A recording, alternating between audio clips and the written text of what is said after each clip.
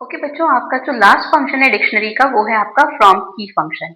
From की function आपका एक फंक्शन होता है जो आपकी कीज के थ्रू एक प्रॉपर एक नई डिक्शनरी बनाता है जिसकी वैल्यू आप असाइन कर सकते हैं, जो आपकी डिफॉल्टेड असाइन होती है। ठीक है, आप यहाँ पर देख सकते हैं, मैंने आपको लिखा है is use to create dictionary from a collection of keys and the value passed to this function is a default value for all the defined indexes else none is assigned।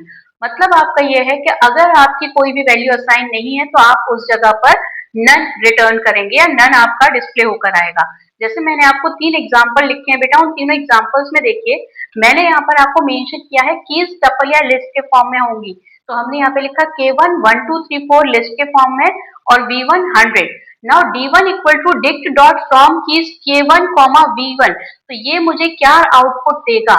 ये मुझे आउटपुट देगा 1 colon 100, 2 colon 100 as it is 3 colon 100 and 4 colon 100।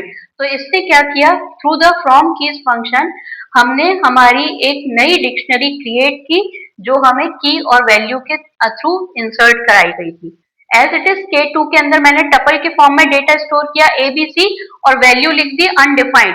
Now D2 equal to dict dot from keys K2 V2 किया तो ये फिर से एक dictionary लेगा जिसमें A कोलन और लिखकर आएगा अनडिफाइंड। बेटा मैं शॉर्ट में लिख रही हूँ, आप लोग पूरा देख लीजिएगा। As it is B colon undefined, इसी तरह से ये आपका आगे प्रिंट करेगा। अब जब मैं नेक्स्ट डिक्शनरी ले रही हूँ, आप कहते हैं मैम आपने की को तो टपल और लिस्ट के फॉर्म में ले लिया। मान लीजिए अगर हमारी वैल्यू भी टपल और लिस्ट के फॉर्म में हो तब हम क्या करेंगे? तब हमारा किस तरह से आउटपुट आएगा? तो मैंने जैसे यहाँ पे की और वैल्यू इंसर्ट किया है, डिक्ट डॉट फ्रॉम कीज की3 कॉमा V3 लिखा है। तो उस केस में मेरी जो डिक्शनरी बनेगी वो होगी 100 1 2 3 4 कॉमा 200 1 2 3 4। यानी कि जो आपका वैल्यू का फॉर्म है ना बेटा, आगे आप ऑन कर लीजिएगा एंड सो ऑन। आप इसमें देखेंगे तो वैल्यू का फॉर्म है वो लिस्ट है, इसीलिए इसने मुझे क्या रिटर्न करके दिया? इसीलिए इसने मुझे यहाँ पर लिस्ट के फॉर्म में मेरी वैल्यू रिटर्न करके दी।